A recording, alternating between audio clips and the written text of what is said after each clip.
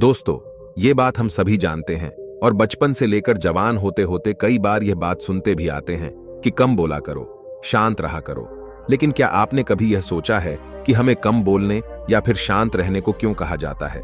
शायद आपका जवाब होगा नहीं। तो दोस्तों, आज की इस कहानी के जरिए से हम जानेंगे कि हमें कम क्यों बोलना चाहिए और इसके क्या फायदे हैं। तो चलिए कहानी शुरू करते हैं। लेकिन हमेशा की तरह आपसे एक रिक्वेस्ट है कि प्लीज कहानी में खो जाने से पहले वीडियो को लाइक और चैनल को सब्सक्राइब जरूर करें और आगे सुनिए।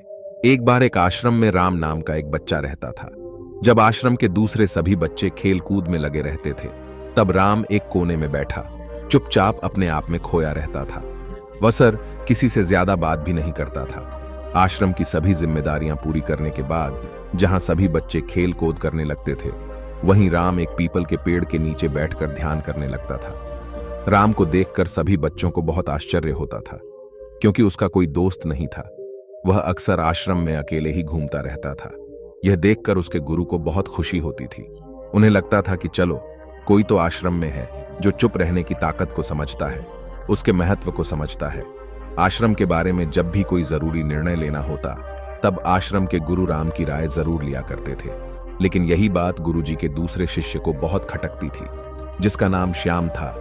श्याम गुरुजी का प्रिय शिष्य बनना चाहता था, इसीलिए वह गुरुजी के सामने दूसरे बच्चों के कामों में कुछ ना कुछ गलतियां निकालता रहता था, जिससे कि गुरुजी उसे सबसे महान समझने लग जाएं। अक्सर श्याम अपनी जिम्मेदारियां पूरी तरह से निभाने का दिखावा भी करता था, चाहे उससे कोई सलाह ना भी मांगे, लेकिन फिर भी वह अपनी सलाह उसे देने लगता था। श्याम आश्रम के दूसरे सभी बच्चों में बहुत प्रसिद्ध भी था, क्योंकि वह सबसे हंसी मजाक करता रहता था, उनसे दिन भर बातें करता रहता था। इसीलिए उसकी सबसे दोस्ती हो गई। लेकिन जब आश्रम के गुरुजी श्याम की राय ना लेकर राम की राय लेते थे, तो यह बात श्याम को बहुत खटकती थी। श्याम को यही लगता था कि वह राम से ज्यादा बुद्धिमान है, लेकिन फिर भी गुरुजी राम की तरफदारी करते रहते हैं। ऐसा नहीं था कि उस गुरु को श्याम के स्वभाव के बारे में कुछ पता नहीं था, लेकिन गुरुजी उसे अपने तरीके से सिखाना चाहते थे, ताकि उसकी ज्यादा बोलने की आदत, दिखावा करने की आदत, दूसरों में कमियां निकालने की आदत हमेशा हमेशा के लिए खत्म हो जाए और वह मौन रहकर ध्यान की गहराइयों को समझ पाए। वो किसी भी तरीके से श्याम को एहसास करवाना चाहते थे कि चुप रहने से ही उस असीम सत्य को जाना जा सकता है। उस विराट का एहसास चुप होकर ही किया जा सकता है। एक दिन गुरुजी के मन में एक तरीका सूझा। आश्रम के सभी बच्चों को अपने पास बुलाया और कहा कि मैं तुम सभी को दो दो हिस्सों में बांटकर अलग अलग गांव में भिक्षा मांगने के लिए भेज रहा हूं, और जो भी दो बच्चे सबसे ज्यादा भिक्षा मांग कर लाएंगे, उन दोनों को आश्रम की सभी जिम्मेदारियां संभालने का मौका दिया जाएगा। अपनी बात को जारी रखते हुए गुरुजी ने कहा कि भिक्षा मांगने से हमारा अहंकार और घमंड खत्म होता है, इसीलिए हर शिष्य पूरे मन से भिक्षा मांगे। कोई भी इस काम को औपचारिकता में ना ले, वरना तो वह अपने जीवन का बहुत बड़ा ज्ञान खो देगा। उस आश्रम के गुरुजी ने जानबूझकर श्याम और राम की जोड़ी बना दी। श्याम के मन में सिर्फ एक ही बात चल रही थी कि इस बार उसे मौका मिला है और इस बार गुरुजी को वह दिखा देगा कि वह राम से कितना ज्यादा प्रतिभावान है। दोनों शिष्यों ने आपस में अपनी सहमति से निर्णय लिया कि दोनों गांव के अलग अलग कोने से भिक्षा मांगना शुरू करेंगे, ताकि भिक्षा मांगने का काम जल्द से जल्द खत्म किया जा सके। राम हर द्वार पर जाकर अपने हाथ जोड़कर अपना भिक्षा पत्र उनके सामने बढ़ा देता था।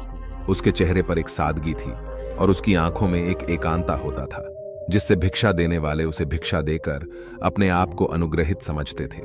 वहीं पर श्याम हर द्वार पर जाकर उनको कुछ न कुछ ज्ञान देने लगता था, जिससे ज्यादातर लोग उसे भिक्षा दिए बिना ही लौटा देते थे।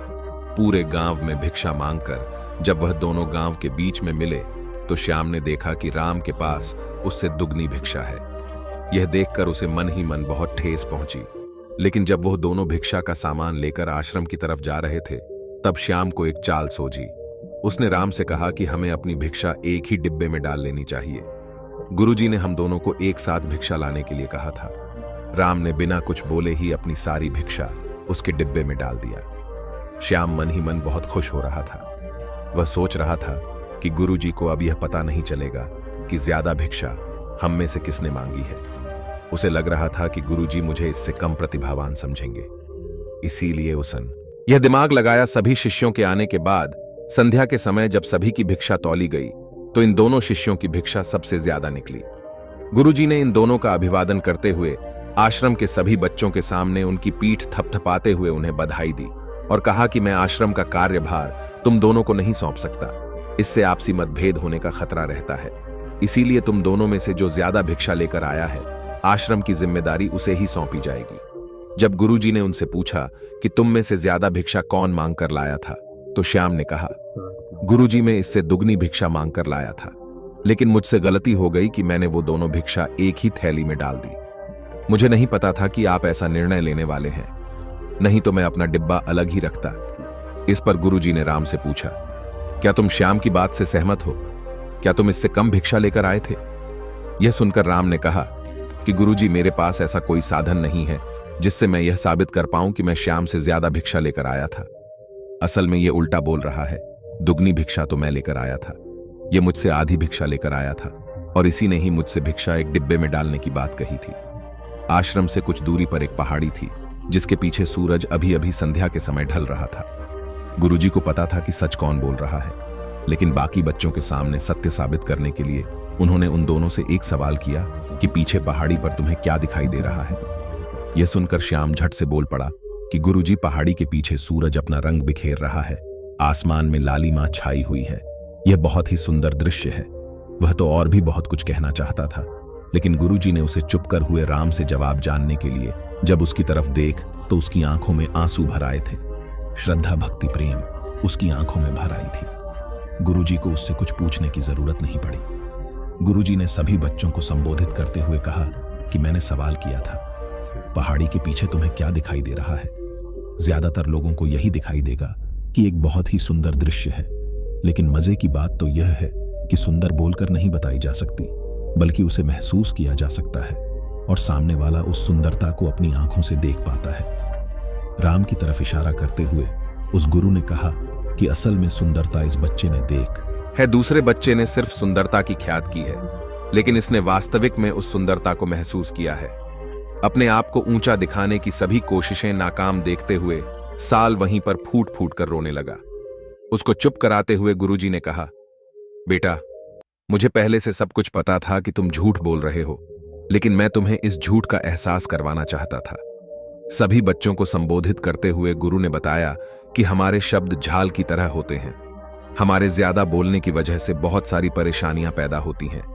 जब कोई व्यक्ति एक बात को बढ़ चढ़ाकर बोल देता है तो उसे सिद्ध करने के लिए वह शब्दों के जाल में फंसता ही चला जाता है और इसी वजह से अंतर्मुखी होने की बजाय वह बहिर्मुखी होता चला जाता है। वहीं पर जिस भी व्यक्ति को अपनी अंतर यात्रा करनी होती है तो उसे सबसे पहले चुप रहना सीखना होता है। जरूरत से ज्यादा बोलना या फिर हर वक्त बोलते ही रहना, यह सब हमारे अंत यात्रा में बाधा बन जाते हैं। जब आप चुप रहने का अभ्यास करते हैं तो आप अपने साथ वक्त बिताने लगते हैं, जिससे कि आप अपने एकांत को जान पाते हैं। और एक बार अगर मन की एकांत स्थापित हो जाए तो आपकी आंखों में, आपके चेहरे पर वह सादगी, वह एकांत, वह स्पष्ट की झलक, सब कुछ सामने नजर आने लगता है। उसे कुछ भी साबित करने को नहीं रह जाता, कुछ बताने को नहीं रह जाता, सब कुछ आंखों में देखा जा सकता है। राम की तरफ इशारा करते हुए गुरुजी ने कहा, अभी जो दृश्य इस बच्चे ने देखा है वह ज्यादा बोलने वाला आदमी कभी नहीं देख पाएगा। वह अपनी बुद्धि से तर्क विकार करता रहेगा कि उसे क्या क्या दिखाई दे रहा है, लेकिन उसमें से वह महसूस कुछ भी नहीं कर पाएगा। उसे दिखाई देगा पहाड़, सूरज या फिर उसकी लालिमा, लेकिन उस सुंदरता को, उस विराट को वह कभी नहीं देख पाएगा। अगर चुप रहने की कला सीखनी है तो तुम्हें सबसे पहले एक बात ध्यान रखनी होगी कि तुम्हें किसी को भी प्रभावित करने की कोशिश नहीं करनी। ज्यादातर लोग इसी वजह से ज्यादा बोलते हैं क्योंकि वह दूसरों को प्रभावित करना चाहते हैं, अपने आप को साबित करना चाहते हैं, और उसे साबित करने के चक्कर में वह शब्दों के जाल में फंसते ही चले जाते हैं और धीरे धीरे वही उनकी आदत बन जाती है। अगर कोई व्यक्ति दूसरों को प्रभावित करना चाहता है तो वह कितने लोगों को प्रभावित कर पाएगा? उसकी भोग बढ़ती ही जाएगी और वही संसार में सभी को कभी भी प्रभावित नहीं कर पाएगा। इसीलिए समझने की बात होती है कि मुखी होने की बजाय हम अंतर्मुखी होकर अपने आप को समझ सकते हैं, अपने आप से बात कर सकते हैं। अपनी बातों को खत्म करते हुए गुरुजी ने अपना आखिरी संदेश दिया। उन्होंने बताया कि अगर कोई व्यक्ति ज्यादा समय तक चुप नहीं रह सकता तो उसे थोड़े समय से अभ्यास करना चाहिए। दुरुस्त संकल्प लेकर किसी वृत्त की भांति दिन में कुछ समय या फिर हफ्ते में कुछ समय या फिर एक दिन चुप रहने की कोशिश किया जाना चाहिए। इससे हमारी चुप रहने की आदत धीरे धीरे खुद ब खुदा पड़ने लगती है, क्योंकि एक बार जब हम चुप रहने लगते हैं तो हमें चुप रहने का आनंद पता चल जाता है। उसके बाद हमें प्रयास नहीं करना पड़ता, बल्कि हमारा मन आनंद की तरफ अपने आप बढ़ता चला जाता है। चुप रहने की कला सीखने के बाद आपकी बुद्धिमानी और आपकी स्पष्ट दोनों में ही बहुत ज्यादा फायदा होगा।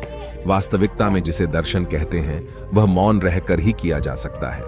इसके बाद सभी बच्चों से कुछ समय चुप रहने का संकल्प लेकर गुरुजी ने अपनी बात खत्म कर दी और सभी बच्चे रात्रि का भोजन करने के लिए एक साथ भोजन कक्षा में चले गए। तो दोस्तों, यह कहानी आप लोगों को कैसी लगी कमेंट करके जरूर बताना। वीडियो अच्छी लगी हो तो वीडियो को लाइक करना, चैनल को सब्सक्राइब करना। कोई अच्छी सी कहानी लेकर फिर हाजिर होंगे। अपना ख्याल रखना।